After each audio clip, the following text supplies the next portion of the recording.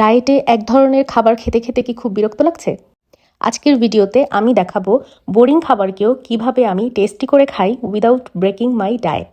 Weight loss জার্নিতে আমাদের everyday একটা দুইটা বা তিনটা করে ডিম খেতে হয়। তো এই প্রতিদিন ডিম খেতে খেতে এমন একটা সময় আসে যে যখন ডিম দেখলেও আর খেতে ইচ্ছে করে না। আবার অনেকে হচ্ছে গিয়ে সবজি খেতে পারে না। তো ডায়েটে যেমন ডিম অনেক ইম্পর্টেন্ট, তেমনি কিন্তু গ্রিন ভেজিটেবলসও অনেক ইম্পর্টেন্ট। আর আমরা যারা লো কার্ব ডায়েট করছি তাদের জন্য তো গ্রিন ভেজিটেবলস হচ্ছে গিয়ে one of the best sources of carbohydrate.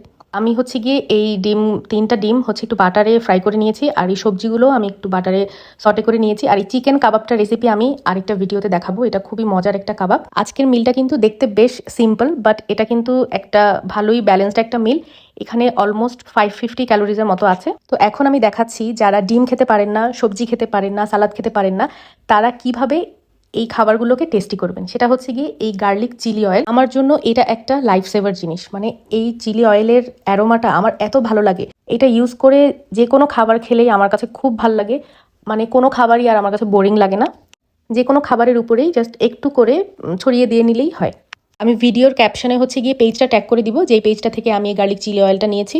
এই গার্লিক চিলি অয়েলটা আমি হচ্ছে গিয়ে মানে সালাদের সাথে, ডিমের সাথে, চিকেন, ফিশ, মানে বেসিকলি সব ফুডের সাথে আমি এটা খাই।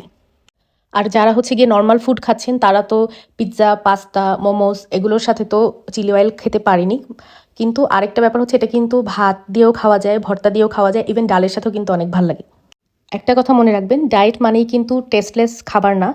একটু স্মার্ট চয়েস আর ফ্লেভার অ্যাড করলেই you can enjoy your food every single day. আজকের ভিডিওটা কেমন লাগলো সবাই একটু কমেন্ট করে জানাবেন, আর লাইক, কমেন্ট, শেয়ার করে পাশে থাকবেন, পেজকে ফলো দিবেন। টাটা।